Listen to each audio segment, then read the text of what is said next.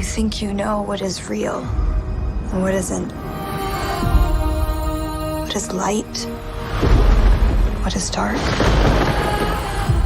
Now, forget all you know. Come with me. Willow. We're looking for the sorcerer, Willow. I was told that once long ago you defeated the forces of evil. You remind me of your mother. My dear friend, I thought I could prevent all this. I was wrong. My brother was abducted. The world needs you again. It needs your magic. Follow me. We must go beyond the edge of our world, into the unknown. Willow! I need your help. Just like old times. Attack! Running! Horses! Mayhem! Mayhem! Happy to see it. Our true enemy is still out there, rallying the forces of evil. And the only thing standing in its path is us. I'm going to enjoy this. If you're thinking what I'm thinking, so am I. I doubt that very much. Take him to my tent and make sure he's tied up. I don't know. See, that kind of sounds like we're on the same page. When I was a kid, I used to play at being a sorcerer. Visiting strange worlds, fighting monsters. Run! Never thought I'd actually really do it. What the hell is that?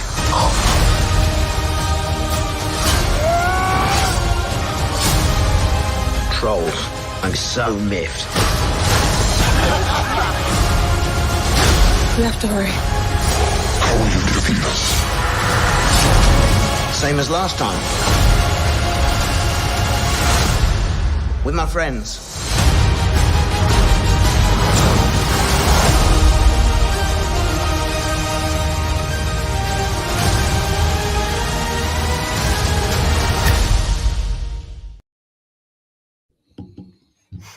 Well, there you go, folks.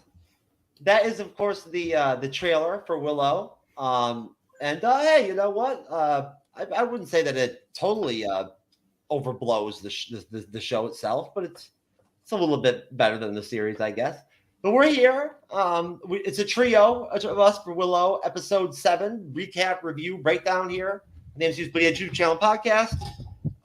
This is, of course, Friday evening. I believe it's 1:13.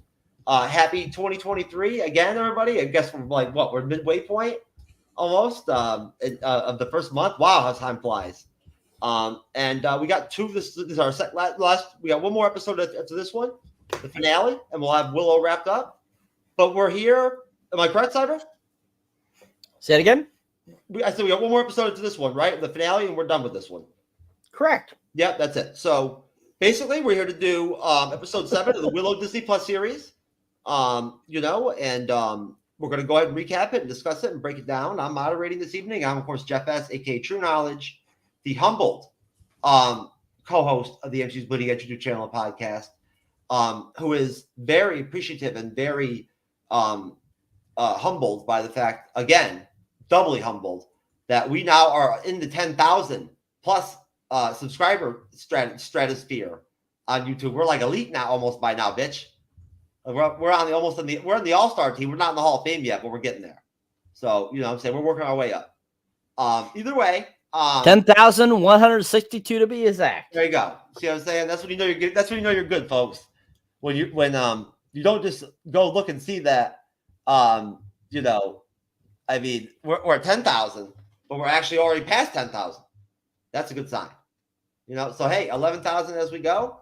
Cyber and I still have not figured out and planned our 10,000 subscriber giveaway, fucking just special, whatever we're gonna do. Who knows what we're gonna do? I know, Cyber. We're gonna do the 500,000 free crack party, like you know what I'm saying, like Tyrone Biggins, but YouTube wasn't happy with that and everything, and so community guidelines or something, whatever. Bottom line, Cyberneticshark, my veteran co-host, is here with me on the panel, the small panel, the panel of 2 this evening with Jasmine, a now regular recurring guest on the MCU'S Video YouTube channel and podcast. We are thankful that she is one. What is up, Jasmine?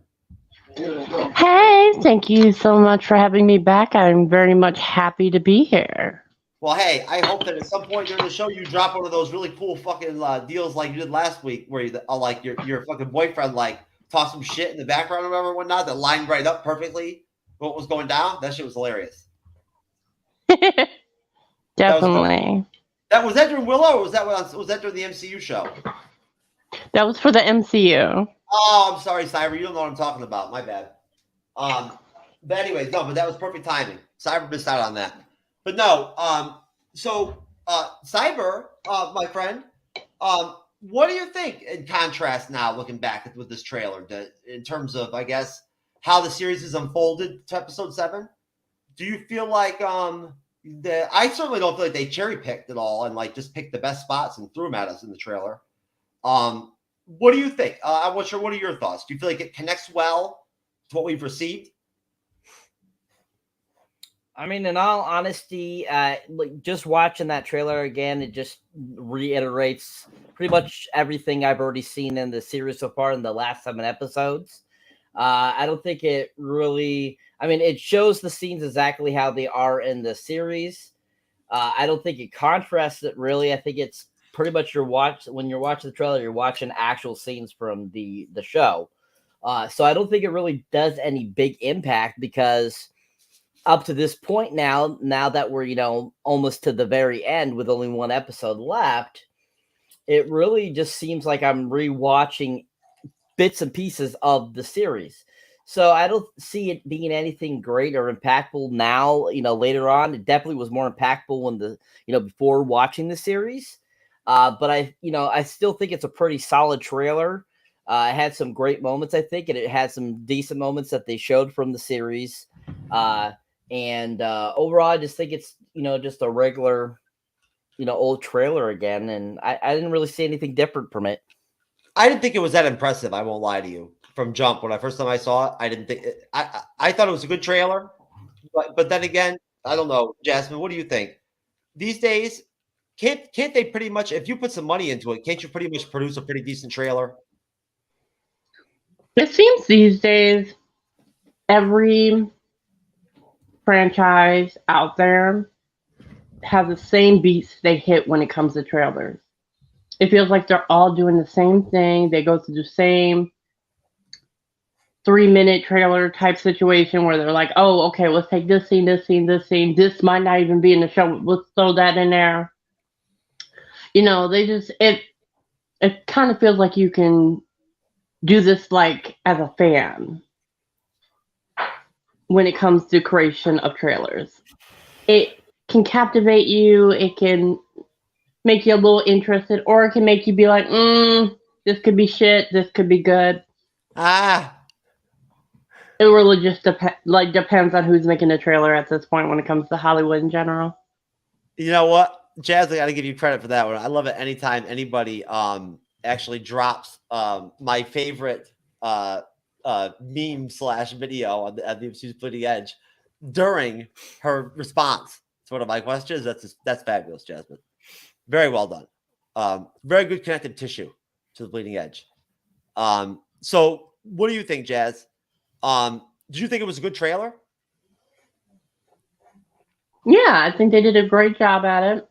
It definitely knows how to grab the viewer and be like, ooh, we're continuing the franchise. I think they did a good job. Okay. And do you feel like it reflects well the series so far? Yeah, honestly, I think they did a really good job at connective tissue. Good. Well, you know what? At that point, I mean, all I can really say about, like I said, is that it's not a bad trailer. And it's not, it definitely doesn't exaggerate the series or anything like that or whatever. To me, I don't know. I'm just stoked to watch the Ant-Man trailer because I'm waiting to do my reaction with Cyber later on tonight, folks, and we'll have that out soon. The new Ant-Man Quantumania Ant-Man 3 trailer. Cyber and I'll be reacting to it. Hopefully within the next 4 or 5 months, I'll get it out. So after the movie actually comes out, I'll release the trailer reaction. Right, Cyber? Right. Because, that's how we do it over here at the Bleeding Edge.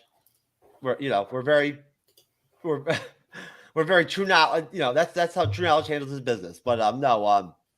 So as far as episode 7 goes, and I just want to point out, folks, really quick, that we really appreciate all of you out there that have actually enjoyed our recaps and our breakdowns and reviews of the Willow episode, Disney Plus series. Y'all have been hanging in tight. Thank you for pushing us up to 10,000 subs. Obviously, we'll do our plugs at the end of the show and whatnot and everything, but I just want to thank all of you. Those of you that are watching us live, whatever platform you're on, follow, subscribe, like, whatever the fuck your options are, do them all. All right? Ring the bell, all that, and hey, start getting us on our way to 25,000, baby. We're hungry over here. We want to eat over here on the Bleeding Edge. Cyber and I are hungry, baby. We need money for more Marvel gear and swag and shit and whatnot, so we can look good for everybody out there. So anyways. All right, so the episode 7 basically starts off, and honestly, I was gonna put it out there right now. I don't like the actor that plays Eric at all. Like, I don't know the character. I'm not trying to. I don't. Maybe it's the character. I don't know, or something like that. But he doesn't do it for me already. Like, you know what I'm saying? He's not as bad as Kit. Kit's better than him, to be honest with you. He's kind of a wussy, but basically, and I'll be honest with you, I'm not lost with some of this stuff, but I just get confused a little bit. Eric starts to show off, basically, he's in this ethereal world or city that he's in or whatnot, where he's being trapped. And he lets his fellow prisoner out from the last episode. And she basically doesn't really say much other than the fact that, essentially, nothing lasts forever or something along those lines, which I didn't really understand right there at that point, but it unfurls. He explains to her essentially that he tried to escape the monsters.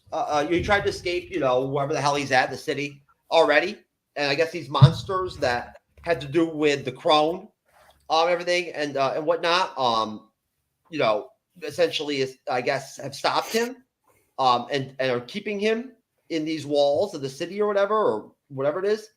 So at that point, again, I wasn't really sure who the hell that person was at that point, but I can't remember if it was the end of the episode 6 or if it was right there with her at the beginning of the intro of the show, episode 7, where she explains to him that this is Kashmir, that has ties to the Order of the Worm, an ancient sect who do blood magic. I think that comes up later on in the show. But either way, essentially, Eric lets the prisoner out. They go back and forth a little bit. You can kind of tell that there's something kind of sketchy about her from jump, I thought. And then from there, we actually catch up with the group, the actual team, the quest, and at that point, essentially, we start right off with the group. I guess it is important to point out in that initial scene that we do see him jump into a well, and he does touch Kit. And again, in this almost, I guess, I don't know, maybe like dimensional, like wormhole in a way, or like gateway or whatever, from like the two worlds almost. They connect. They touch hands. Because remember, Kit fell, from the rocks coming off the end of episode 6. They touch each other's hands, but Allura uses her magic to pull her back up, right? Basically back up to like their realm or their to Azla. And from there, essentially, they just end up finding a wooden hut. There's a guy in there, Zeb, who's one of the 3 warriors sent out to save, and they don't really explain. He doesn't really explain who exactly, but I'm guessing that it was something like basically, maybe that chick, the prisoner or something like that, was who he was supposed to save. I'm not really positive. But essentially, at that point, he basically tells them flat out that you can't cross the Shattered Sea because the Shattered Sea is endless. It never stops. It just keeps on going. There is no end to it. And basically, he was one of the warriors that to save someone or something. Zeb can't really remember what mission he's on.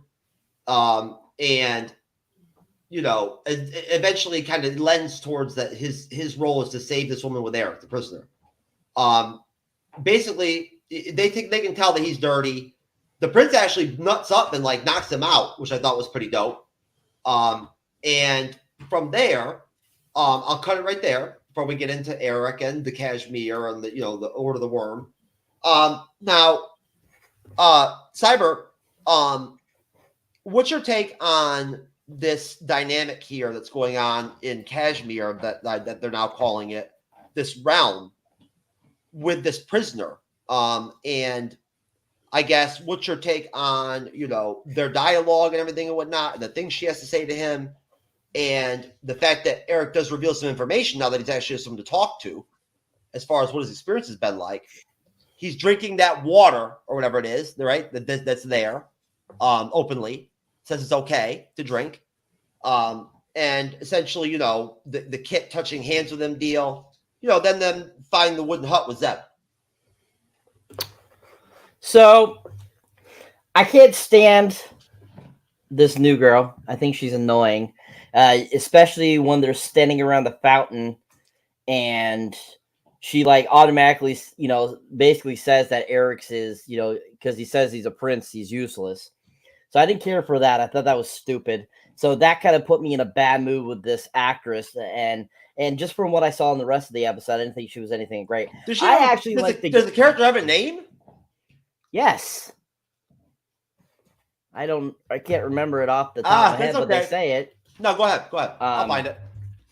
But anyways, I like the guy that plays Eric. I think he's kind of funny. He's not like the most spectacular actor, but I think he does a good enough job to be funny. And I like how funny he is.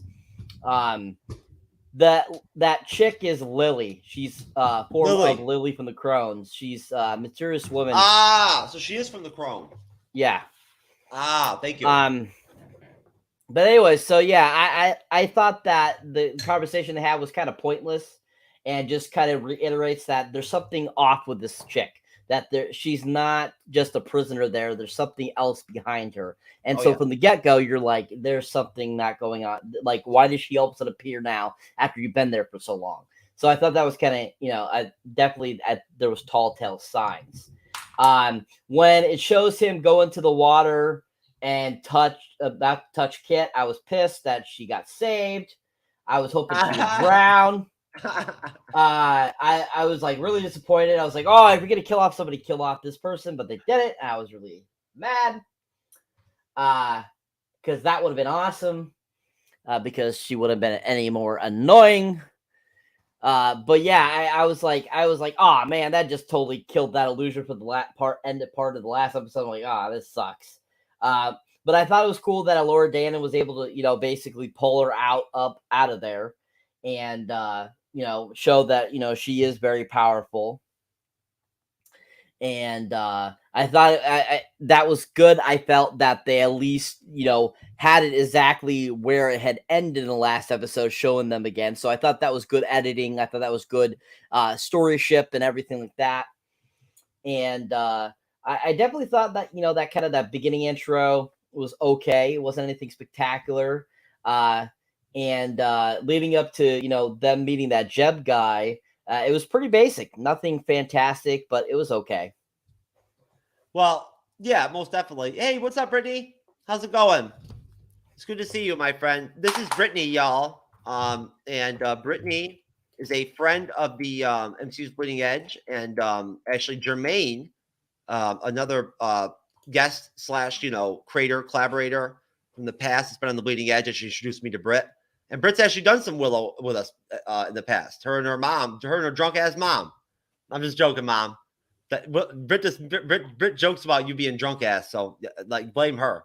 But thanks, Britt. It's good to see you, hon. What's good? Britt's mom is a trip. I'm telling you right now, she's a trip. But no, honestly, Cyber, come on, dude. Like, if this is this isolated, empty fucking place or whatever, or city or whatever, there's nobody there but him. how the hell would a prisoner have survived in a jail cell or whatever for like whatever? You know what I mean? Like, how does that work? You know, I mean, I don't know. It really didn't make any sense from jump. I'm like, oh, come on now. And of course, you could tell that she's going to try to bang him too from jump. It's obvious that like that's going to happen. So, anyways, Jasmine, what are your thoughts, my dear?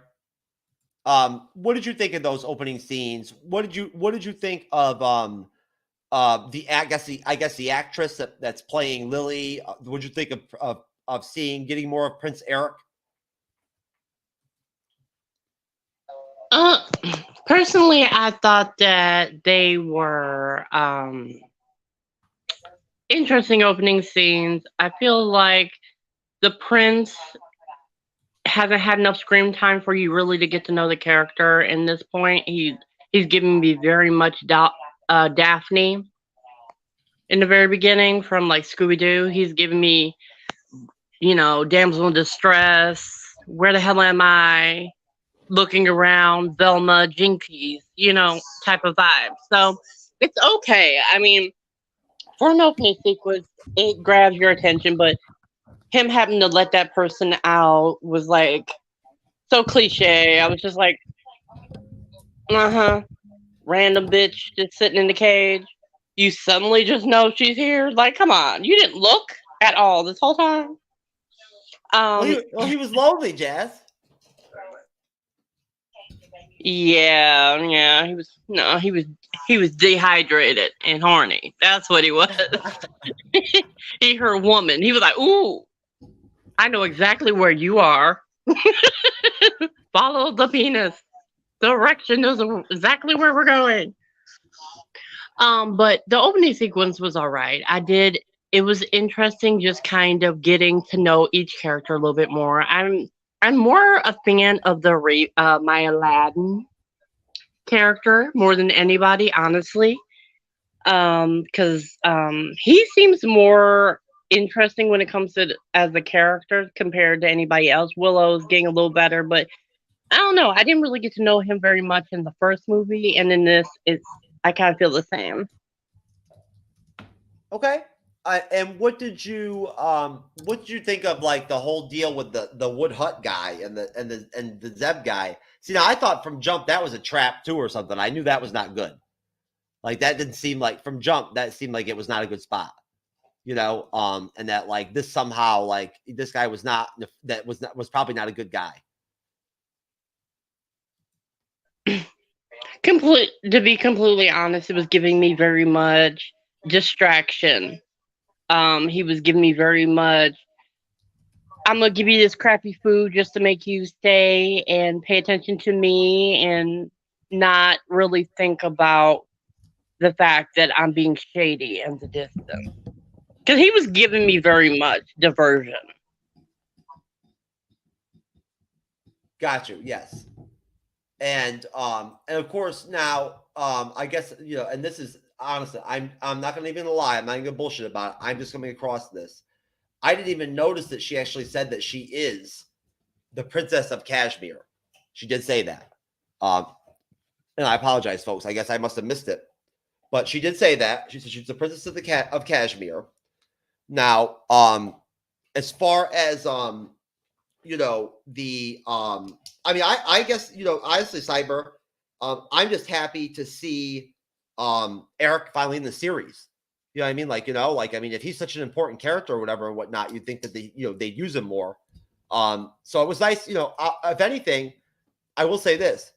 It was a nice deviation to have them have things kind of split up a little bit in this episode, kind of a la, Andor or whatever, right? House of Dragon, where they kind of jump from like group of characters to group of characters, scene to scene, place to place. I like that dynamic. It was nice to see that a little bit played out in Willow. I think that's a nice contrast to have that in episodes sometimes. But basically from there on, of course, they are in danger when the prince basically knocks out Zeb. And essentially, the crones, I guess monsters or creatures, whatever the fuck they are, show up.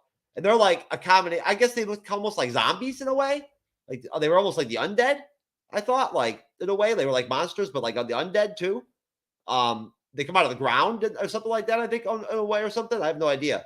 But they were okay looking. They were kind of scary looking and shit. And so they chase the group gets chased. And this is actually now, honestly, Jazz mentioned in the studio before the show that she actually really liked a lot of parts of this episode, and I'll agree with her because at that point, I thought this was probably one of the best scenes in Willow so far, maybe the best one, which was the chase scene that happens and ensues after that. We get actual action. I got Indiana Jones vibes, hardcore for a minute. I did, just based off the chase scene and kind of the scenery of it, because they're on the Shattered Sea at that point, right? So it's kind of desolate, in a way, like, think of desert but water. So we get this chase scene, but the monsters are chasing them. The Willow group. It's an extended chase scene. I don't know, probably lasts probably like a good 5-6 minutes. And essentially, there's a little bit of sword play. At one point, Allura uses magic effectively. And then basically, Borman, Jasmine's favorite character, does some sword fighting. I think he actually has like an axe or something, or some kind of. He doesn't have a sword. He uses a different kind of weapon. But he fights one of like, I guess like whoever the leader is of like these monsters. They have a good little sword battle fight. And then essentially, Allura actually freezes up at one point, like in the battle. It doesn't use her magic, and it's actually like Jade that pops in and saves her and like sticks the monster. But the prince uses magic for the first time. He busts out, Prince Graydon busts out some magic with his flute real quick. You know what I'm saying? Fighting against the monsters and shit and whatnot. And basically they leave the monsters in the dust. Excuse me. I'm sorry. I was about to say cunt face Kit, but then I realized that's very disrespectful to Kit, so I shouldn't say that again. Kit, Princess Kit, actually gets like a fucking ninja shuriken somehow out of nowhere, like in her fucking arm. I don't know. Somehow the monsters have shurikens or whatever. I don't even know. She gets like a shuriken in her arm and whatnot and everything. And I was like, fuck, I wish that shit would have hit her in her throat. Right, Cyber? Like, just fucking get that bitch. Right? Like, why I would have paid that person to like be more accurate. But either way, there is kind of a funny scene. There is actual humor for once when Jade pulls that bitch out and she's like talking to her to distract her and whatnot, and then she yanks it out of her. Hey, you know what? I won't even laugh. I won't even joke. That was actually kind of cute. It was funny. I dug it. I liked it. It was a great scene. I really enjoyed it. Looked great visually. Their little buggy deal is cool.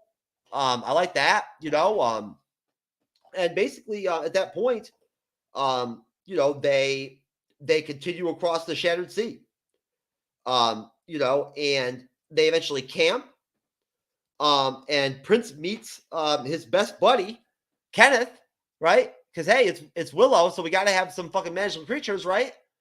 And Kenneth is pretty dope, I guess. He's cool looking. I like him. He's kind of like he's almost like a little dog, like a little puppy thing, like a little puppy fish thing. So the prince is buddy with him. And, from there, if it's flushed out to Willow, the Willow asks him how he did the magic. He says, I used my flute. Willow explains that like, you have the magic in you. Like, and that's just your conduit. And of course, we get another wonderful. Actually, I'm joking, folks. This is actually a pretty decent Willow Allura training session. This is the best one ever. It actually was enjoyable for once. So another good scene in a row, right after, bam, instantly. We get like almost like a quasi, I guess, sparring session between Willow and Allura. Where they're like, it's very extended and they're just going at it. Like they're just throwing straight magic balls at each other. All they really do is just knock each other down. Right. But they become more powerful as they go. And, Willow really puts her to the test. Like he ain't fucking around with her anymore. He straight knocks her on her ass from jump. Like, what up? You got to learn how to defend yourself. Right. You got to use your defense magic. So they spar and, basically I'll cut it off there to say that, Kit wants to spar with Jade or whatever, right? So I'm hoping at that point, I'm thinking, okay, man, lesbian sex scene time. It's coming now. We're gonna get it. It's coming. It's on. This is the way it's leading up to it. I was getting prepared for it and everything. I had the KY out. I had the lotion out and everything, right? Getting prepared. I had the roll of toilet paper and everything right next to the TV, right next to me on the bed. And then, of course, I'll wait. I want to build up some suspense here for you folks. So I'll hold off. But either way, though, Jasmine, what did you think of the chase scene? What did you think of the monsters that the crone, I guess, controls or sent after them or whatever, right? That had them chase them. Did you like how they looked? And then I guess just basically, what'd you think of those scenes? What'd you think of the Allura training session with Willow? Honestly, I thought they did a really good job at the scene of the chase scene. I was very much amused with it. That was hilarious.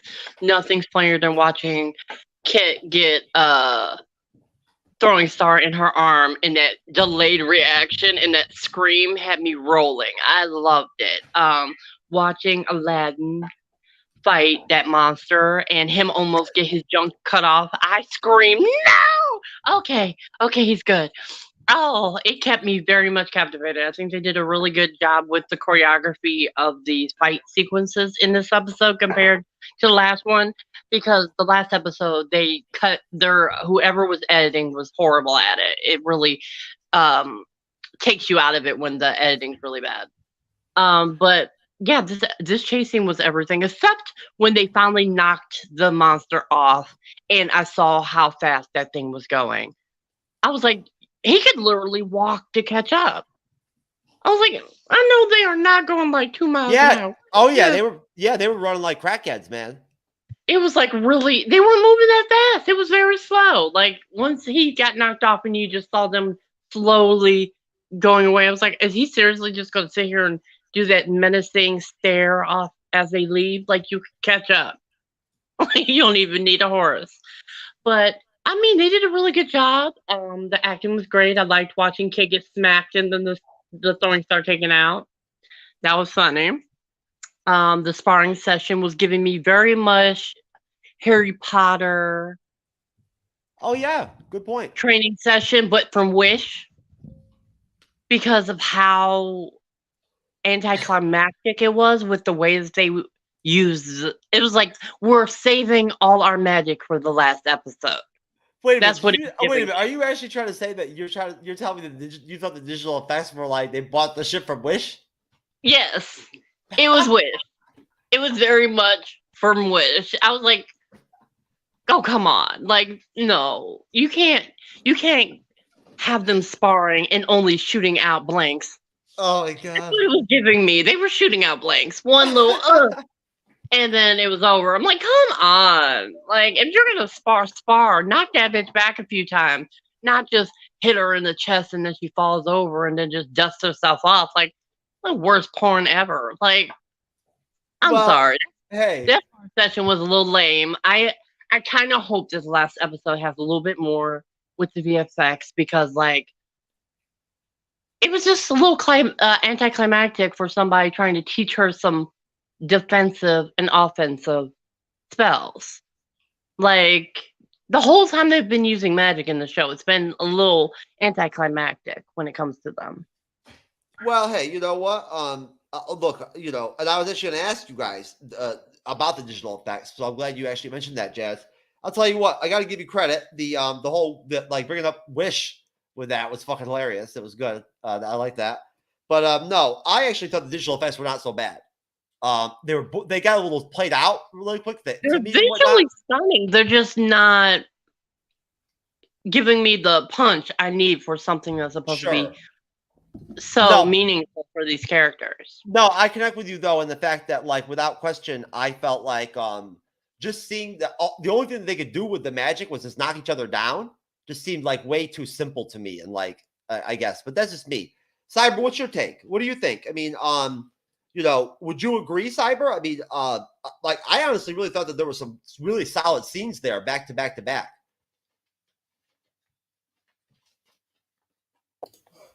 Honestly, I didn't care too much for it. I thought it was okay. I thought that the chase sequence, going from the shack to the chase sequence, that was okay. The digital effects were done well. The creature were interesting looking. As soon as I saw the sparring, I'm like, oh, I'm sure Jeff's just gonna love this. More training and magic. Oh, wonderful, wonderful. And all I could think of was like, I could just see him now. Oh my fucking god, why is this going on? So, anyways, but yeah, so I didn't think it was anything that great. I mean, digitally and visually, it was interesting. And I thought it was pretty basic, pretty, just some added extra showing Laura Dana trying to learn more about what she needs to know already, which, being this all-powerful person she's supposed to be, you think she would already know all this stuff. So I'm surprised they have her try to learn all this stuff and stuff like that. So I think that's quite interesting. And then, as soon as the Kit and what's her face, I don't know, why can't I remember her name? Jade, thank you.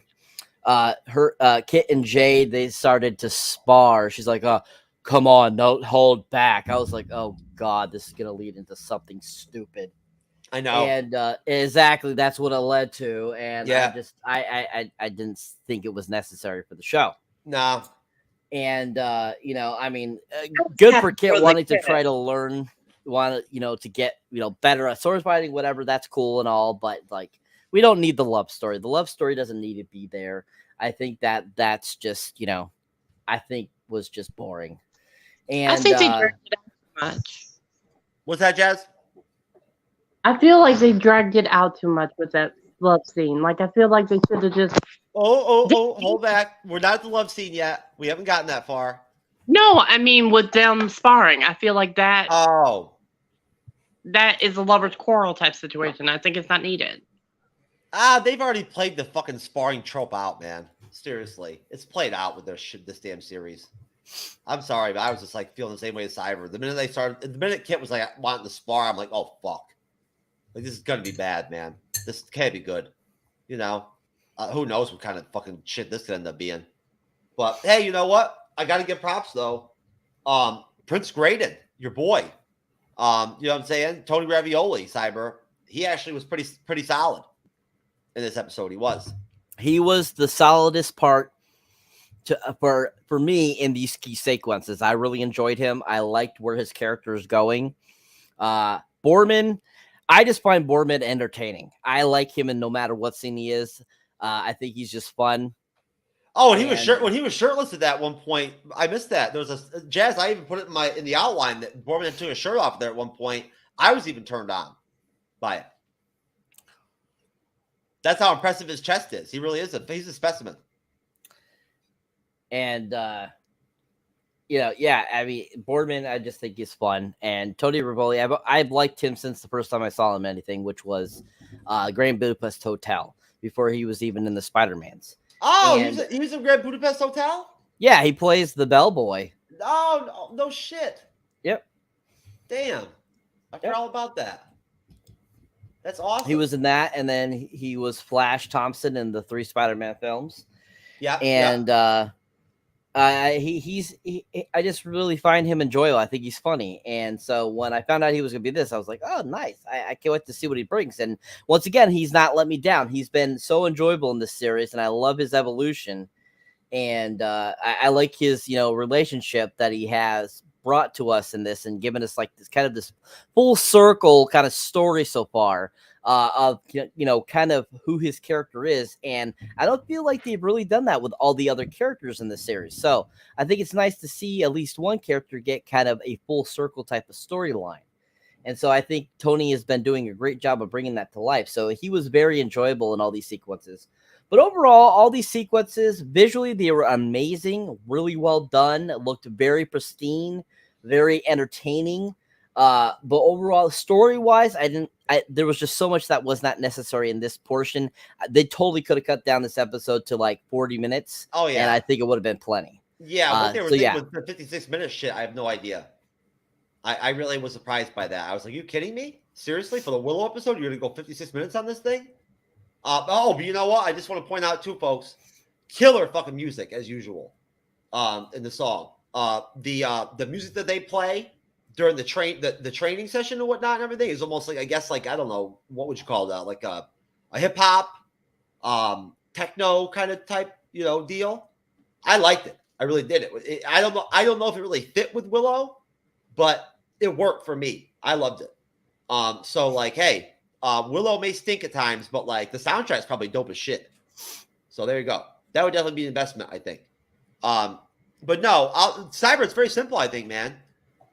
When it boils down to it, Aaron Kellyman and Tony Revolori are probably the best actors and actresses on the show.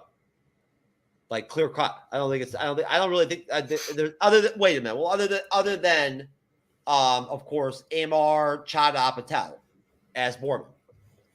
They're probably the three most talented actual actors and actresses on the show. So, and if anything, I kind of think that like Tony Revolori, for instance, his character, they really like pigeonholed him and like held him back a lot. Like they didn't give him much to work with a lot during the series at times. You know what I mean? And same thing with Erin Kellyman. She can be better than what they've done with her, So whatever. But that's my take. You know what I mean? That they're just, I think he's a good actor. And it's outshining. It's standing out. But so basically, Jazz, did you enjoy, Aladdin's shirtless scene? Do you even have to ask? I'm surprised you haven't already. You didn't like already screenshot it and make a poster out of it. Yeah. That man's fine. Yeah. I'm telling you. If I had one wish. Well, the only problem is, as Cyber will be happy to show you, believe me, when he's not on Willow, he does not look like he does in the series in his real life at all. That's not how he portrays himself. He's not all hair chested and fucking like wild and shit with a beard and all that. Okay with it. Oh, you're down with whatever, huh? Hey, yeah. That does not surprise me, Jazz. Arabian Night. So, Cyber, honestly, brother, I was thinking about you too while I was watching the episode too. I was thinking to myself about how, you probably were kind of like, want to, give the Monica Rambeau Award maybe to Kit for the series, because of how overall stellar her performance has been, like how much of a standout character she's been throughout the series. Exactly, the Monica Rambeau Award. Where do we get? Maybe we should come up with a date. Maybe we should come up with an award for Kit, named after Kit, like the opposite of the Monica Rambeau Award. Yeah, I feel the Monica Rambeau Award is a little more prestigious than that for Kit. So I mean, Kit would be more like the worst character award of some sort. So some name like that, or no, like no, Tony Revolori would get the Monica Rambeau on this one. Yeah, most definitely. No, but yeah, we'll have to go. I'll work on it. We'll go with something. I'll come up with something. The Cunt Faced Kit Award of Excellence, right? She got her degree from the Crackhead Whitney Houston Institute of Learning, right? At the Maxine Waters School of Economics. There you go. Anyways, but no.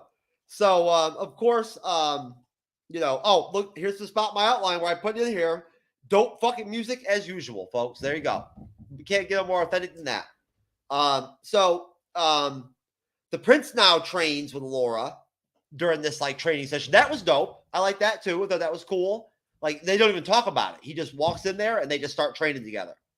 And it was pretty cool. Those scenes looked pretty good. They were visually really interesting, I thought. I liked the Prince more after this episode. Until he started to like get sexually like involved with fucking Kenneth and shit later on. But we'll get into that later.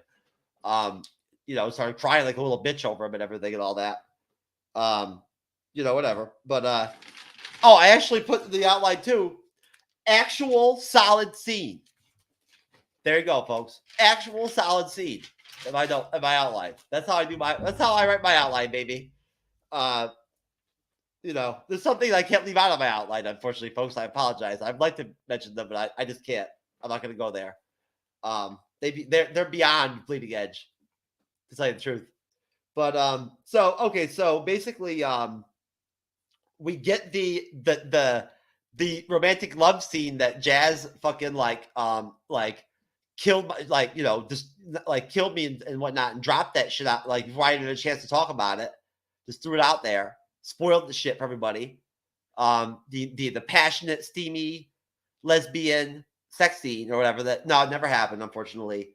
Of course, what a shock. I guess again, this is family friendly, so they've got to kind of really be very soft and very like careful with like the sexual innuendo. Even when you see the scenes with Eric and Lily, when she uses like some sexual humor or whatnot, it's very light. But basically, Kit tells Jade she loves her. Oh, it touched my heart. And so Jade's like, so why don't you act on it or something or whatever and whatnot? And all I could think to myself was, how does this make any sense? Like, why is Aaron Kellyman's character the sub that's getting like told what to do and shit and down by Kit? I mean, it makes no freaking sense. She's coming off of the Falcon and Winter Soldier, where she's the fucking lead of a terrorist organization and shit and whatnot, and she has a super soldier serum, and she can beat ass. And wants to kill people and shit. Like, and is the boss. But now she's getting she's getting domed by fucking Kit, cunt face Kit. Come on now. If you're gonna get down, let's get down by She-Hulk. Like me. Come on now. I don't respect that shit at all. And that makes no sense at all. But either way, so yeah, obviously it's a joke, nothing happens. They like, I think they kiss a little bit or something. Or no, who even fucking knows, man? It's just Kit. Who knows? She fucks it up somehow. Who cares? So back to Willow and the Allura training. Allura actually fucking like straight up fucking like throws one of her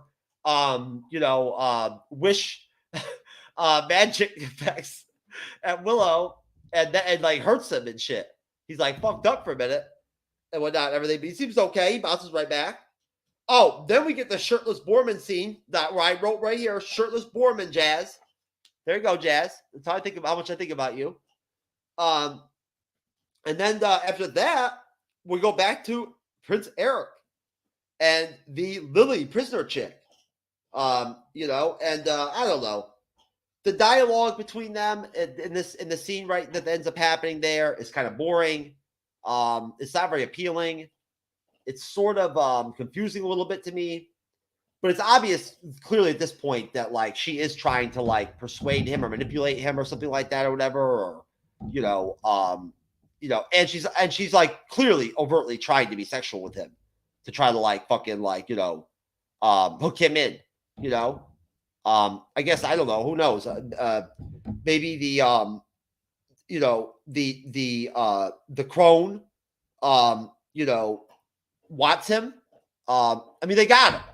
So I don't know what she wants to do with him. I have no idea really, but she's with the crone, so who knows? But either way, they go back and forth. Of course they bang. No, they don't bang. I thought they were gonna bang. I did. When Lily throws herself at him. But unfortunately, nope. Uncle Eric is afraid of pussy. Folks, unfortunately, he is. So because of that, he can't handle it. He can't handle Lily. Doesn't do her. I would have banged her, but that's another story. Crone or all. I would have handled my business. But this chick is crazy as fuck. And she's talking all this crazy shit to Eric about, come with me and all this shit and whatnot, everything, come with me to the other side and all this stuff and whatnot. At this point, it's like, come on now. At that point, between like how afraid he is of vagina and then like, crone, equally, Prince Eric runs away like a little bitch. And at that point, we sort of have Willow having another premonition, I guess, or maybe a nightmare.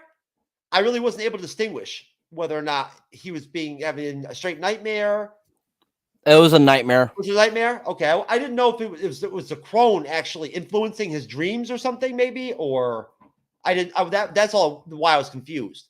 Just because I know that some of these crone people, like the Lich, have these abilities, right? So I thought, well, oh shit, maybe he's actually like distorting him to kind of like, mentally screw him up. But he has this nightmare. Borman wakes him up and says that he's been having a nightmare too, but it's a stupid nightmare. But it's supposed to be funny or whatever, whatnot. Oh no, it is really actually pretty funny. I thought of you, Jazz. He says, I keep having this nightmare where I'm naked. Everyone's laughing at me. But hey, I know I'm fucking hot, naked. Like, and all this stuff and whatnot. So there you go. It was funny as hell. I actually thought that was funny. I actually laughed for a minute, folks, during Willow episode 7. I did like twice. So, from there, Kenneth, of course, the loyal puppy fish companion of the princes, Prince Graydon's, has been following the group through the Shattered Sea somehow. And the prince can tell that Kenneth is sad, so he's sad. And he's talking to Lord Dannon. And, he just wants to be alone with Kenneth for a while. He cries. Like, I think he was crying there for a minute. I do. To tell you the truth. That kind of like ruined things for like that kind of sucked for a minute. I was like, damn, bro, I'm trying to like dig you. I'm trying to love you this episode and give you love. And now you're crying over Kenneth. Like, come on now, bro. But he does say some dope shit. He's like, Alora, I know you won't bang me because fucking, you're trying to be with Eric or whatever. But you made me become the man I need to be. So, you know what? That was dope. I mean, that was pretty solid. I like that shit. But so, what actually went down in that private, leave me alone with Kenneth situation there, we'll never know, folks. I've got some ideas. I'm sure Cyber does too. And I'm sure Jasmine does too. But we'll never know, right? That's going to go down to the secrets of Willow. Cyber, my friend. Now, first off, most importantly, what do you think of the powerful emotional relationship and connection that between Kenneth and the prince?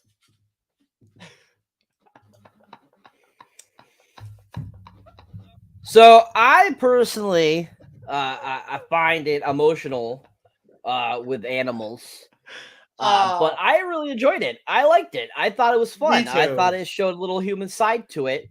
And I think that it showed, Tony Rivoli's different types of acting chops he could bring to the show. Hey. So I really enjoyed it. I thought it was good. Good point. That's a good point. You know what? I was just bullshit, Cyber. You're right. I was touched by it too. I thought it was cute too. I did. I didn't know what the fuck that creature was at first when it started to come out of the water. I was like, what is that shit?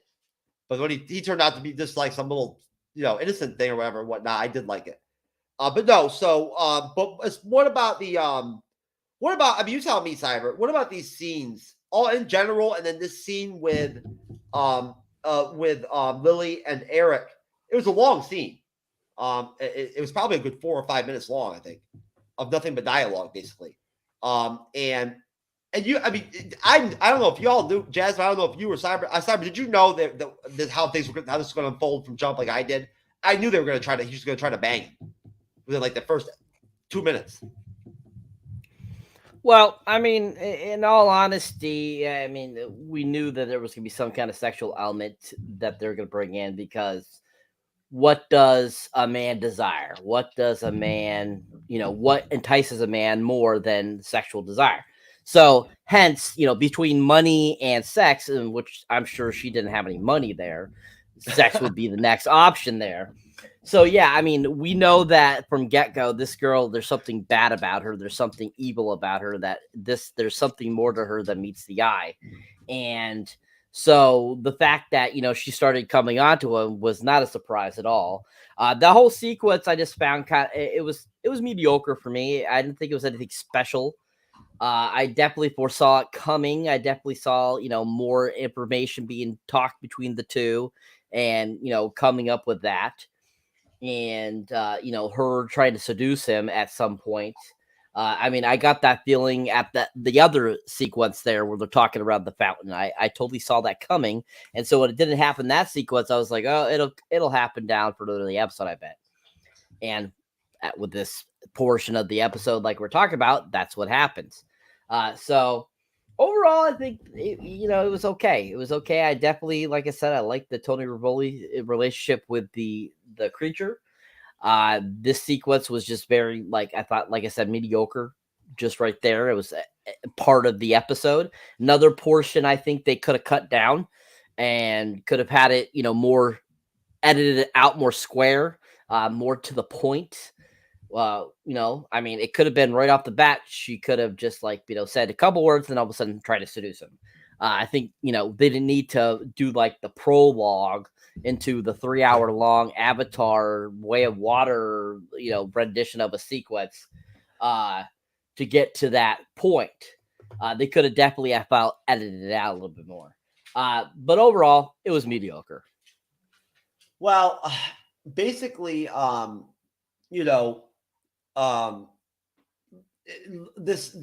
actress's name that plays Lily in the Immortal City, Kashmir. She's from Kashmir. That's the Immortal City. Let's see. Oh, they just have her last name. It doesn't have the full name. It just says Sellers. Oh, let's see here. Where is she? Sellers. Here we go.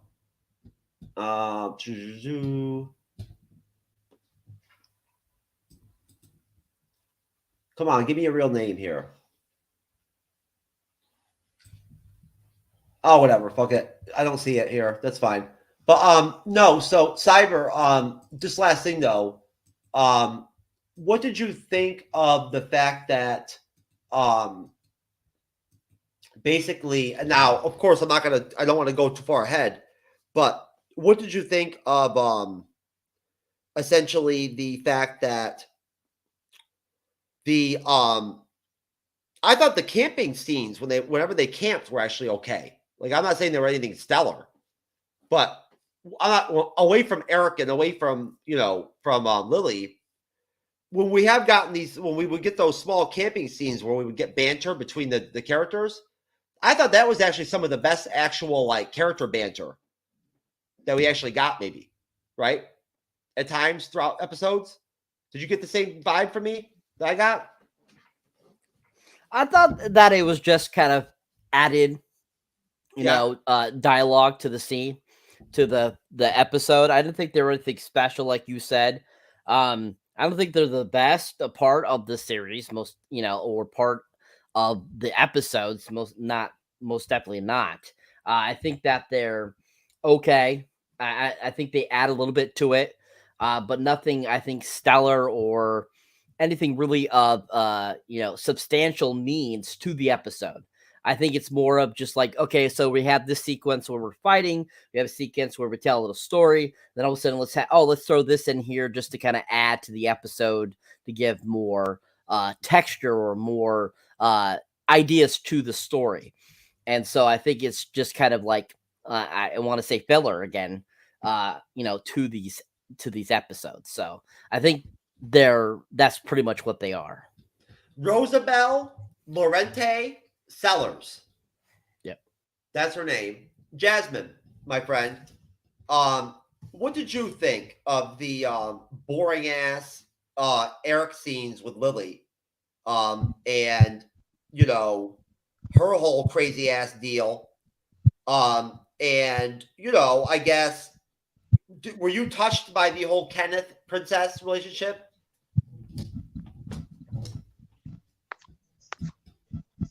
Honestly, I feel like the whole relationship between Flash and what's her face? I'm blonde, now I'm a redhead. Oh, Laura Dannon?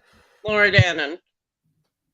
I feel like their relationship is the most unutilized thing in the story compared to most shows, because I feel like it's forced. I feel like they're forcing too many storylines in this one single season. I feel like they're trying to push as much as they can at once. Like in the 6th episode, they had them having him really wanting a conversation in the middle of a battle, to now he's kind of standoffish a little bit and wanting to connect more with the animal, which I enjoyed very much, by the way. The animal was adorable. It was giving me very much Henson puppeteer with the way they did the eyes. The eyes made me melt. I loved it.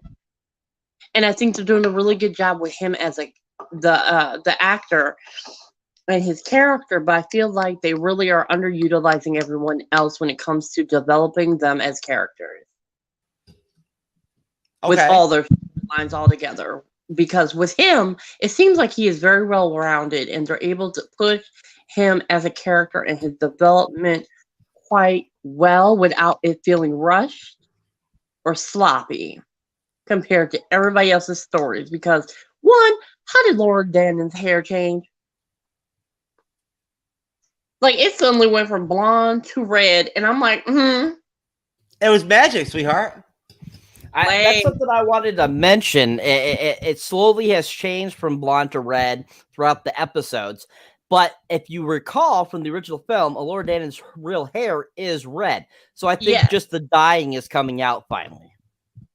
It would have been different if, like, it was the roots. It was in the roots of the hair, than opposed to them just magically making the hair red. I don't know. I'm sorry. Like, a lot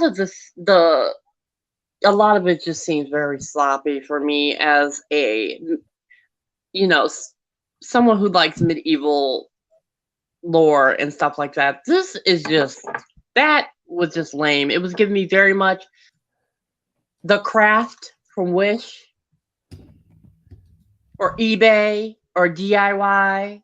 Like, the fact that I was just waiting for her to just, like, put her hands over her face and just go and just have them go back through her hair and make the hair change. It's just like, ugh. Well, maybe, who knows? You never know. Maybe, maybe, Etsy. Give me Etsy. Maybe she's a mutant. Maybe that's her mutant power, is to be able to change her hair color on demand. Wrong franchise. Check this out, y'all.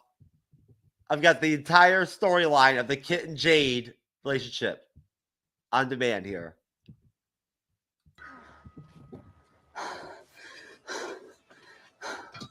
I almost had you. State, it's about adapting. Yeah, right. You're faking, bitch. You're faking. And I'm just better at that than you are. Yeah. Superior in every way, Your Highness. One day, I'm gonna... For Kit and only Kit, do I enjoy this agony. You told her yet? She's gonna feel like I'm abandoning her when she needs me the most. Because I am. It doesn't mean that our life has to change. We can still ride, and Valentine submitted a petition on my behalf. I've been accepted to train with the Shining Legion, Kit. To become a knight of they've made an exception. It's their first ever, actually. Why would you want to be in the Shining Legion when you would hang out with Cupface Kit? To go south with King Helston after the wedding. My wedding? Tomorrow? Well, I wanted to tell you before, but I just didn't know how to. Stop. You scared the blooming out of me. Understand that running away is... This isn't about marrying Graydon. I mean, it is, but...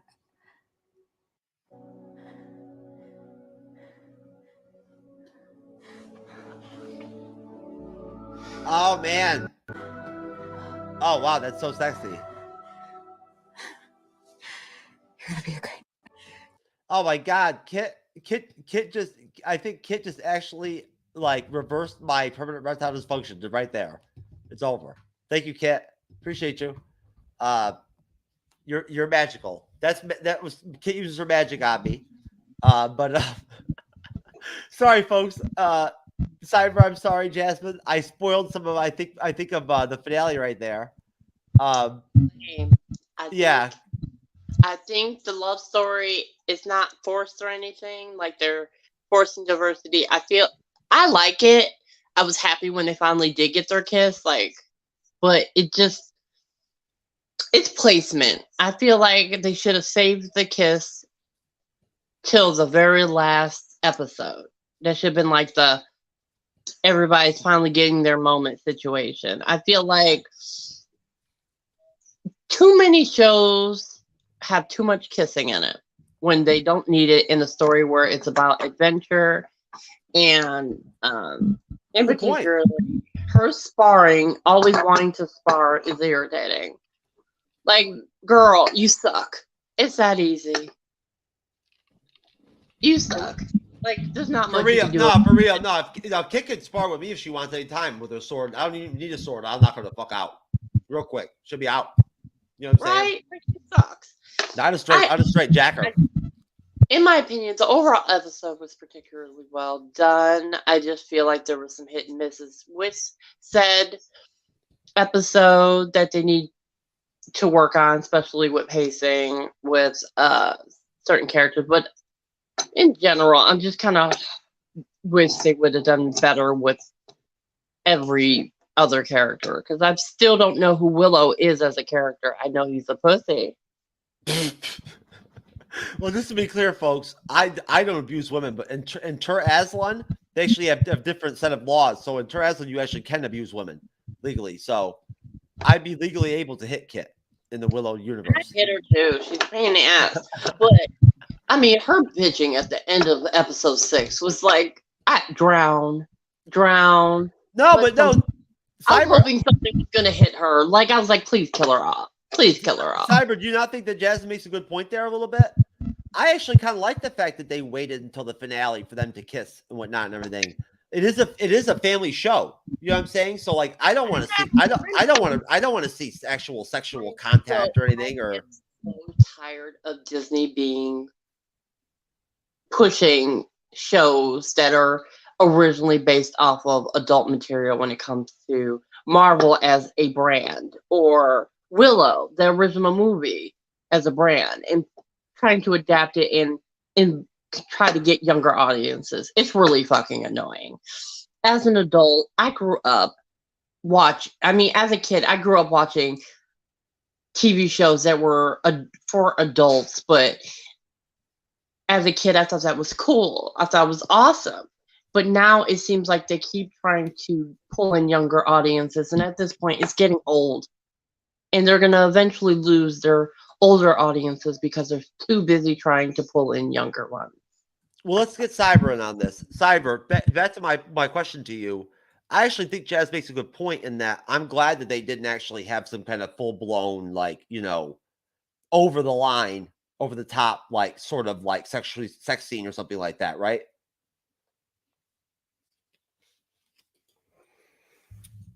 Well, one, it's Disney, so they're not going to show that unless it's, you know, in one of their forms where they can have R-rated content. Two, I mean, in this sequence though, they make out, so they have already kissed in the series, so it's not the finale that they kiss in. We've seen them kiss, because they kiss in like episode 2, and they kiss in this episode, and they kissed previously. So I mean, it's not the first time seeing them kiss. It's totally, like Jasmine said, I feel it's totally unnecessary to have them making out or kissing or anything like that, you know, because it's supposed to be a adventure show. It's about adventure, it's about journey, it's about finding what they need to find, not about love stories. If you want to make a love story, go make a drama about love stories. That's what, you know, that's what it's made for. And so the fact that they need to throw this in there, just to me, is kind of stupid, because even with the original film, yes, they had kind of a love story going on with, you know, Mad Mardigan and you know, Sorsha, but at the same time, they kept it flowing with the story. They kept it flowing with the film. Whereas this feels like it's taking out from the story and focusing on them. Whereas it's not a part of the whole storyline. So that's something that, you know, if you're going to do that, try to keep it flowing with the show. Well, they are. You know, they are Cyber. They are the actor. don't That actress that plays Kit has already been been interviewed before the series and whatnot and everything. And her proudest achievement with the series is the lesbian relationship. You know what I'm saying? Some of the people who did the show and whatnot have talked about it too already. So that's why they are purposely like that. That's one of the hooks that they wanted to sell with the series. They wanted a lesbian relationship. Right, like that's they're believe me, it's prominent all over the internet if you look it up. That like all that's something that these actors think is the best thing ever. But you're right, it doesn't fit with like the story or like the essence of the film at all. And it takes away what could be good scenes of actual something productive, something quality, right? Like, and besides that. Their relationship, they're interested in each other, and like their scenes together that are romantic aren't good, right? Like if you're gonna have a lesbian relationship, at least to sell it, right, or something, I mean, shit. I find it more authentic the scenes with the prince, like pining away at Laura Dannon, is like more real to me. You know what I mean? But we already know where this is going. They've already spelled it all out. Kit's not going to go, marry the prince, and Laura Dannon's not going to go with Eric. She's going to be with Prince Graydon. It's all written on the wall. I personally feel like the way that they're doing the lesbian couple, Kit and I forget the other girl's name. Jade. I feel like they're an exaggeration of what an LGBT couple would be. I feel like they were written by people that are straight, and they kind of wrote them in a way that honestly is unrealistic. They're in reality, they would have probably held off. All that tension would have been building and building and building. There wouldn't have been any kissing. There would have been like slight touches or Jasmine, something. Cyber just said flat out, this is Disney. I know. What I'm saying is, I'm not talking about sexual tension. I'm talking about relationship tension. If it was realistic, they wouldn't have kissed throughout every episode, is what I'm trying to say. It would have been saved to the very last moment. That's what I was saying. I feel like those characters were written by straight people that have no idea what actual characters, like actual gay people, would be like. And that's why I'm like, I haven't been pulled towards them. I'm actually kind of over them. The only thing that made me happy is when they had that like kiss during that sparring session. But then I was like, wait, they kissed this entire show. So yeah, they've made it so that you don't really care about those two characters. Honestly, you just kind of like, eh. Maybe if they would have had Kit play Jade and have Jade be the asshole, right? And then have Aaron Kellerman play Kit, right? Maybe it would have worked better. If you think about it. I mean, you say if Kit played Lauren Dannon? No. If the actress that plays Jade, Erin Kellyman from Falcon the Winter Soldier, played Kit, right? Like, but not as like an asshole. Like she's actually the good, like a cool person or whatever. And then you took the actress that plays Kit, Cutface Kit, and you put her as Jade. Right, but it have Jade as the asshole. I would honestly have preferred the Jade, the actress that plays Jade from Falcon and Winter Soldier, to play Laura Dannon. Because of her versatility when it comes to acting, and she isn't one-noted like the person that's playing Laura Dannon. I still don't feel a connection to Laura Dannon because of currently her acting range is very blah for me. I don't really care at the end of the day. I just think it would be cool if there could be. I totally get it. I totally definitely get it. If there could be a threesome scene where it's like a Laura Dannon, Kit, and Jade at some point in the finale, I'd be down with that. That'd be dope. But anyway, so back to episode 7. Now, basically, we end up, having a Laura and Kit kind of having another heart-to-heart type deal, which, has been another aside, another sort of like, I'd say semi-consistent scene we've gotten, and you know, in some of the episodes where we have these scenes where they're trying to display and show an actual relationship between Alora and between Kit. And you know, Alora says to Kit that she's sorry, that she stopped her, you know, from connecting with her father. You know, but then in doing that, she saved Alora's life. Boorman gets like fucking stabbed with something or whatever at some point or something. I have no even idea what happened. Like I was watching it and all of a sudden, bam, like Boorman had some fucking thing stick out of his chest. And I was like, what, did he get shot with like an arrow or stabbed? Or I don't know what the hell was even going on at that point. Maybe that was a nightmare. I don't know. Willow talks to who he thinks is Mim when he's having another nightmare. I think it's nightmare again. And he's like talking to Mim and everything and whatnot. And Mim, but this is the crone. This is where Mim turns into like a fucking ant, like a monster or whatever and shit and whatnot. And or when he wakes up. Cyber, can you hear me? No? Okay. Anyways, so basically, we get another camping scene where the scenes just kind of everyone there's just intermittent talking between different characters and whatnot in the group. They're sort of like apprehensive because you know, some people are wondering how long it's going to take. They're running out of food. They're on foot now, you know, and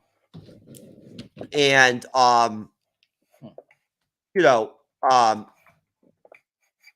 what do you call it? So anyways, so they're on foot now, and you know, Kit's questioning Willow, like, you know, do we even know if we're going in the right direction right now? Like, are we even going the right way? You know, and Willow says, this is the way, this is, you know, this is how it has to be. And basically, at that point, we get the scene where the prince has this kind of emotional scene with Alora, and he talks to her and he tells her, you know, he loves her. You know, he loves her too. Even though he knows that she's with Eric and that she made him the man he needed to be. You know, so they're on foot now. They're walking through the Shattered Sea. They hit this like really heavy mist area. And they sort of like basically end up with like basically like the end of the fucking world, right? Like the end of the Shattered Sea. There is an end, it turns out. It turns out that fucking whatever the hell was whatever his name was, Bert, or whatever that jerk off was in the hut, he was wrong. There is an end. And at that point, essentially, everybody's like, oh, we got to turn back. Well, Alora and Kit just like hug each other and like throw each other off the fucking cliff. Like off the waterfall or the edge of the world or whatever the fuck that is. And from there, I have no fucking idea where they ended up. To be honest with you, I was fucking lost. Did you understand what the hell was going on there, Jazz? I didn't know where the fuck they ended up. Honestly, I had no clue. That it happened so quick. So I was just kind of like, huh? Were they the same place as Eric? Was that what they were supposed to tell us? Is that supposed to be this like the Imperial City or whatever?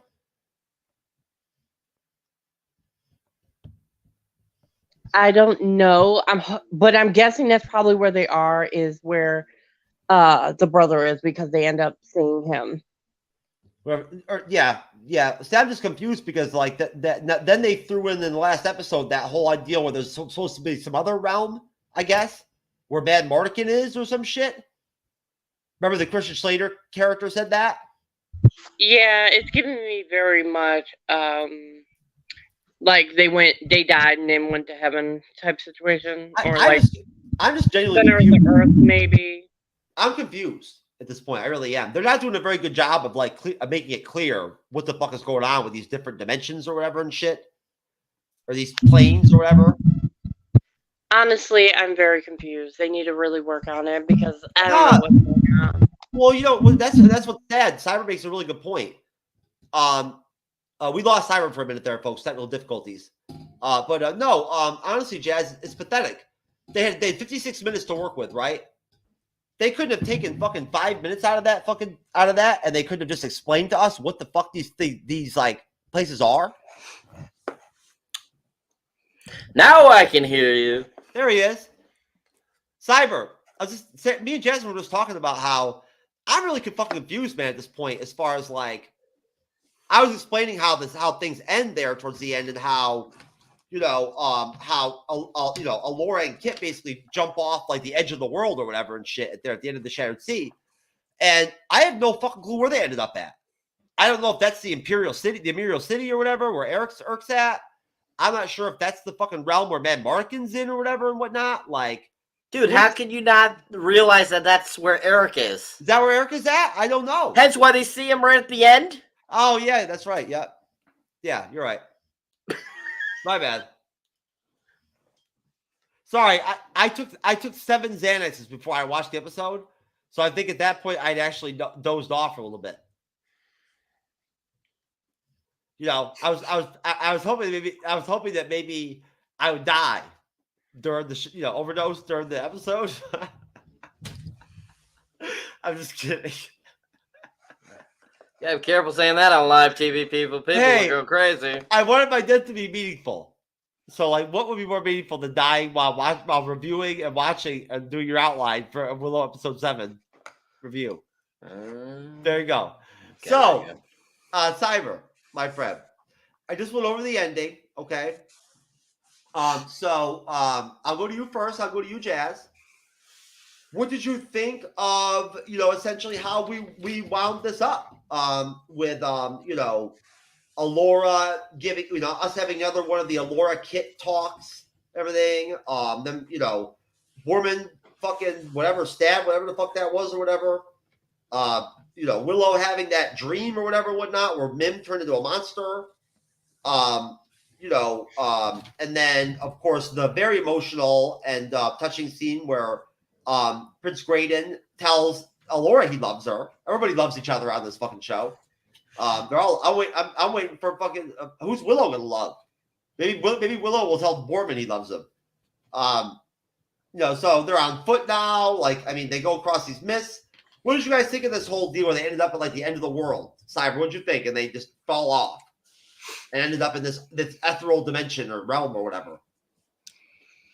So the ending of the episode is okay. It's pretty interesting. I did like, Tony Rivoli's character expressing his love. It was about time he finally just said it. So I was happy he finally just said it. I thought it was, interesting. And I like how Allura Dannon stuck to being in love with Eric. I like that.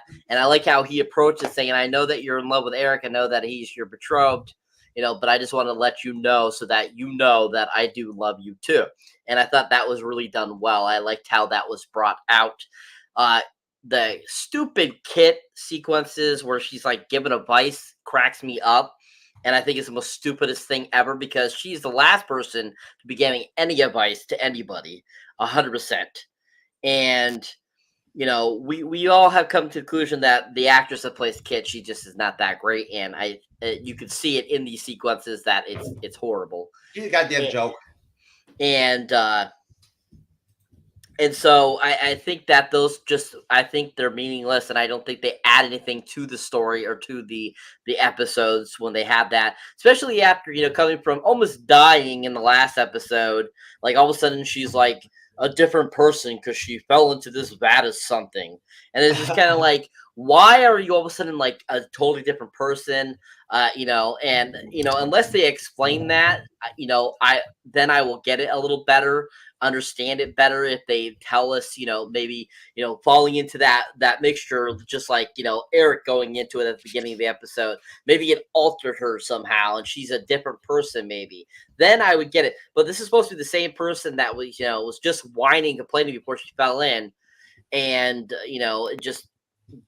I really don't feel that it was needed for her to be giving advice. I would much more like to see Jade maybe give some advice, or even Borman or Willow himself, or even Tony Rivoli's character. I could see them giving a little bit of advice. But, Kit, I don't think that that makes sense to me. I don't think she's not knowledgeable enough to be giving advice, I feel. So I think that sequence was kind of pointless for her. I see that they're trying to have like kind of like the sisterly bond thing going on there. I feel that's kind of what they're going with there. But it just doesn't do anything for me.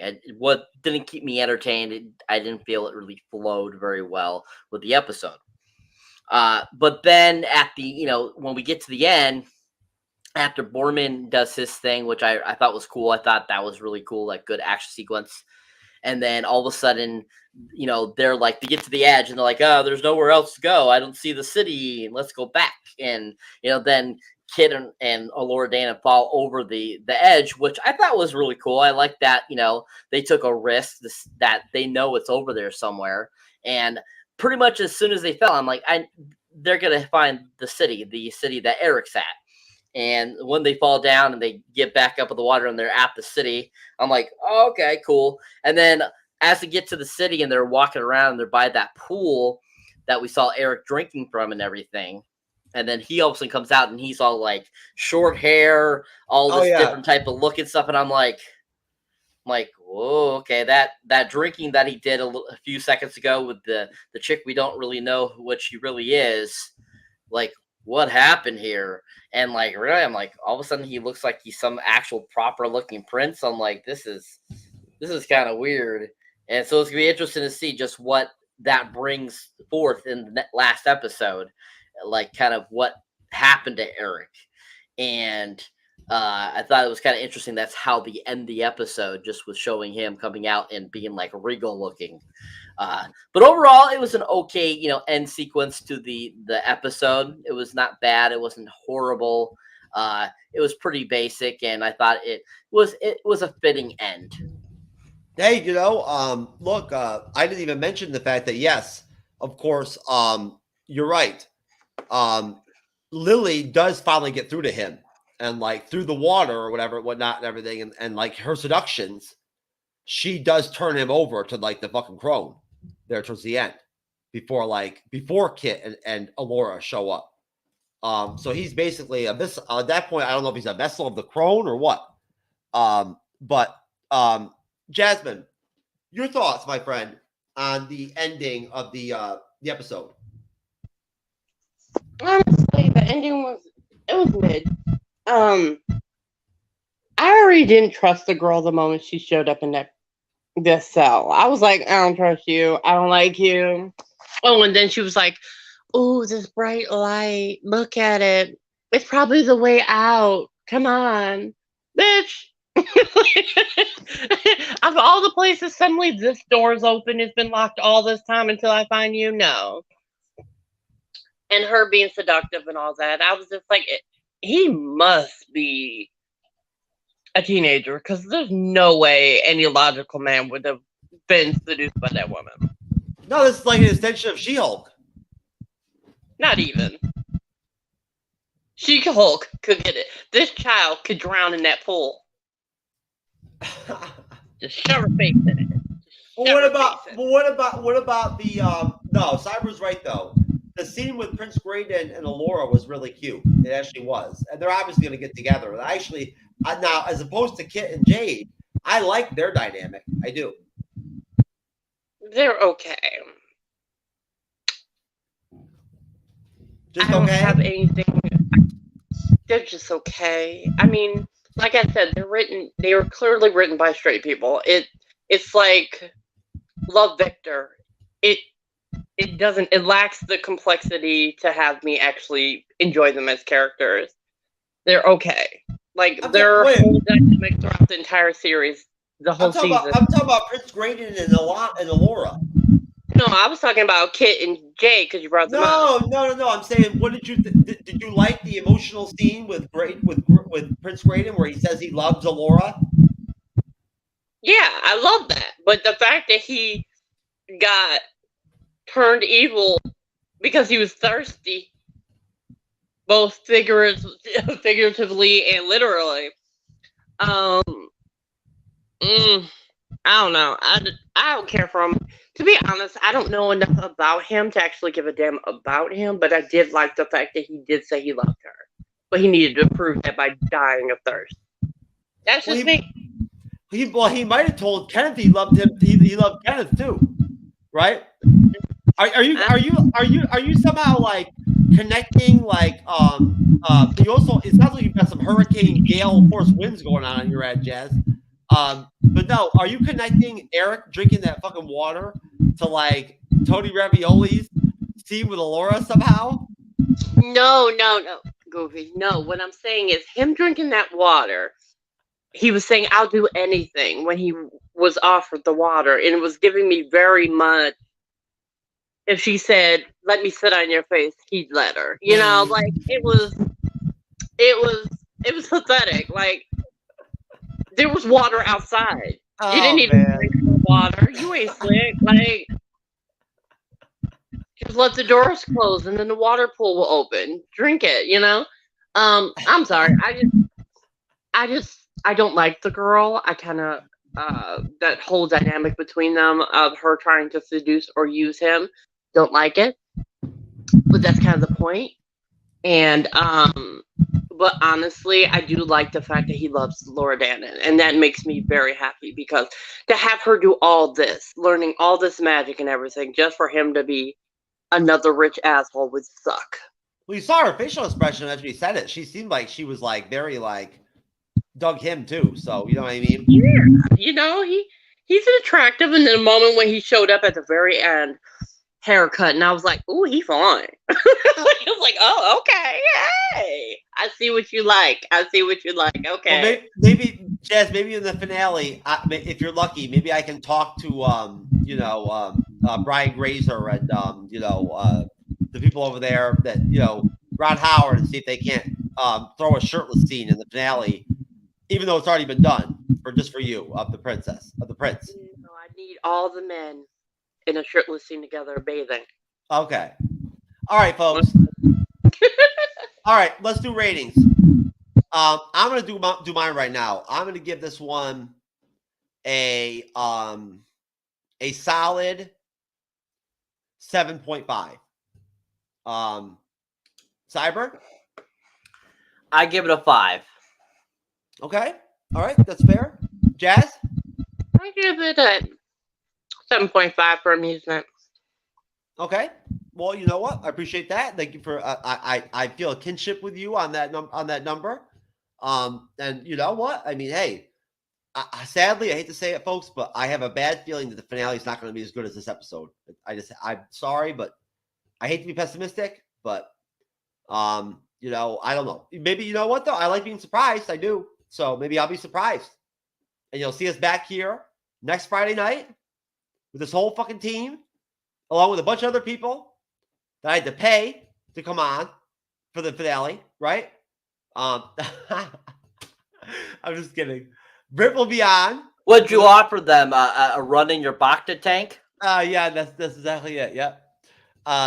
Yep. That and some of my gynecologic services and whatnot that I perform as and some of your Tuscan language learning. Yeah.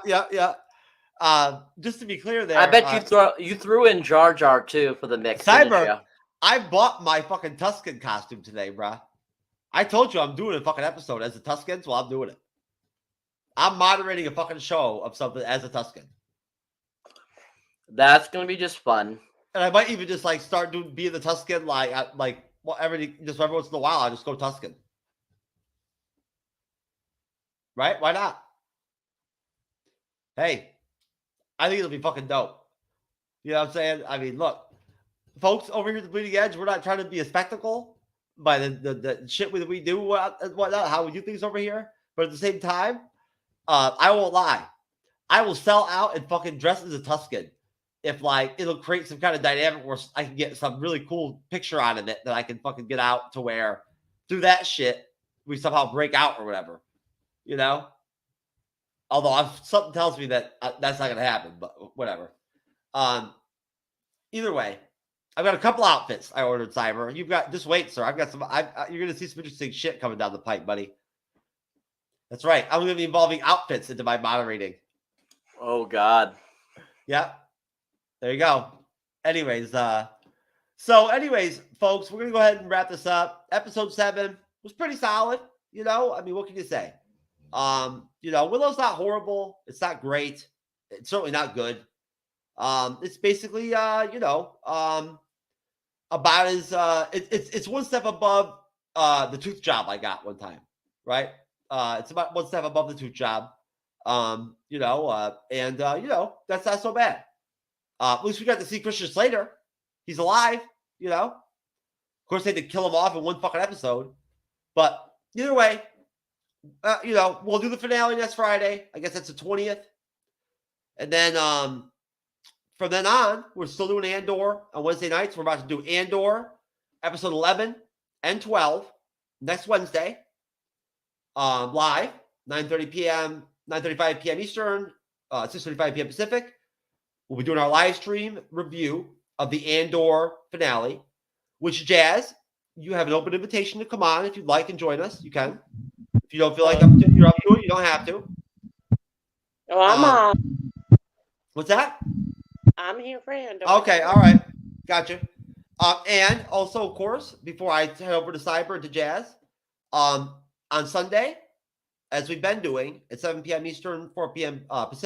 Pacific, we will be live stream, previewing or theorizing or discussing, continuing the sort of series that we've started to build here on Sundays that Renee, Loki's mom, is writing out with me, who I've now nominated, Cyber, and made a Sunday show special guest host for her dedication and loyalty and efforts and everything and whatnot with the Bleeding Edge. I've rewarded her. And so she's going to be doing the Sunday shows on the regular for me now. So basically, we're going to be doing this week, we're going to be wrapping up Daredevil, Born Again, and we're going to be going heavy into Guardians of the Galaxy 3. Volume 3. That will probably be the whole show. We'll watch the Guardians of the Galaxy trailer. Jazz will probably be there. I've got a couple other guests. I've got a couple other creators coming on for their first times. I think I have 3 different guests for the first time in the Bleeding Edge on Sunday. So that'll be fun. I'll probably play some really fucked up shit for them to start the show to get things going right. And besides that, folks, hey, we love all of you. If there's a Willow fandom out there, I don't want to join. So I'm not going to shout you out. I'm not participating anytime soon. Unless you pay me maybe or something. But besides that, Jasmine, my friend, I'm not going to pull up your YouTube channel. What would you like to just, let me know as far as a check-in, as far as where your progress is at with the YouTube channel reinvention? Well, I am officially doing a live watch along tomorrow. I'm going to do my first MCU rewatch from Phase 1. So I'm going to have that uploaded on Sunday. Wait a minute. Are you you're going to react to all the Marvel films from Phase 1? Yes, I'm going from all the way up, and those are going to be my YouTube videos for a little bit. Okay. Hey, don't invite me on or anything like that, You know what I'm saying? Well, if you want to join me, go for it. Just all you got to do is pick up the phone and let me just schedule it with me and whatnot. Let me know when you want to record. All right. All right. Well, hey, that sounds dope. I'll tell you right now. Chances are I'll advertise it more and do more with it if I'm on it. But no. Anyways, Jazz, thanks for coming on tonight, hon. Yeah, no problem. Cyberneticshark, my friend. Did you hit 600 subscribers today? I hope you did. No. No? No. Okay. No. I'm at 508. Oh, well, you know what? 508, it sounds good to me, brother, because you know what? That means continued growth. You just keep on growing. Yep. So I'm at 508. And like I always say, if you enjoy me here on the Bleeding Edge, definitely check out my solo channel, Cyberneticshark. You'll find me on YouTube, Twitter, Instagram, TikTok, Facebook, all those great places. And yes, as I've currently have come across the 500 threshold, like I said in a previous video that when we were live, basically, going for that magic 750 mark next. So I want to thank everyone for bringing me to the 500 plus mark. You guys are rocking. And I just recently uploaded my trailer reaction to the new film coming out in March called 65 that stars Adam Driver. You can also check out my review of Better Watch Out, which is a Christmas movie that came out in 2016, which is really good. If you want to check out my shorts, you can see I did all the Ernest films recently. Is this it right here? The new reviews? Yes. Okay. There you go, Yep. folks. There you go. I wasn't sure. Yep, Good thumbnails right there. as usual, Cyber. Good job. That right there is that the newest one right there, Oh, 65. Is that the Violent Night one? Is that the David Harbour as Santa Claus deal? Yeah. Oh shit! You know what? I want to see that. Amazing movie. David Harbour is a good actor. I'm really glad that they're going to have him in the freaking Thunderbolts. Most definitely. But yeah, so yeah, people, if you enjoy me on here, definitely check out my channel, sub if you like, and help me get to that 750 mark, which will be a little closer to the 1,000 mark. And I'm just gonna keep pumping out stuff for you guys, and I have stuff recorded, getting ready to edit it and everything and get uploaded for you guys too as well. You'll be seeing more trailer reactions come out. You'll be seeing a few other movie reviews. I'll be doing my top 10 of 2022.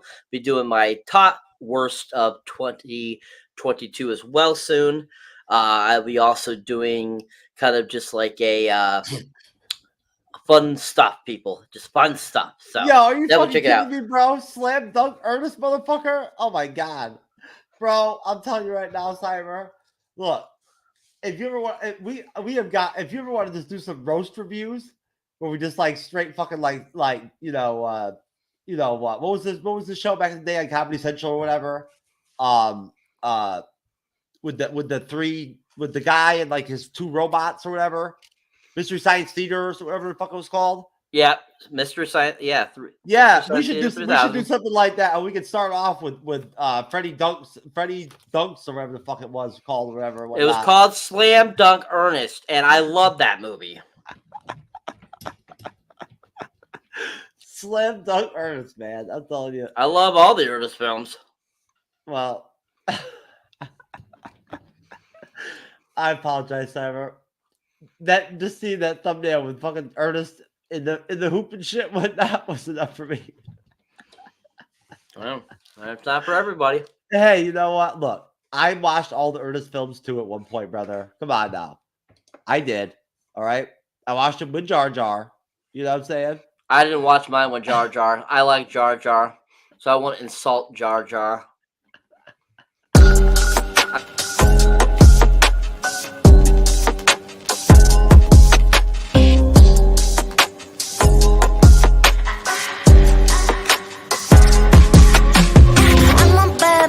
Every day of the week. If I hop up on the mic, they gon' play it on repeat. Cash 100 milli check, I get paid just to breathe. Kill it 24/7, cause I slay in my sleep. Flames, pipe down.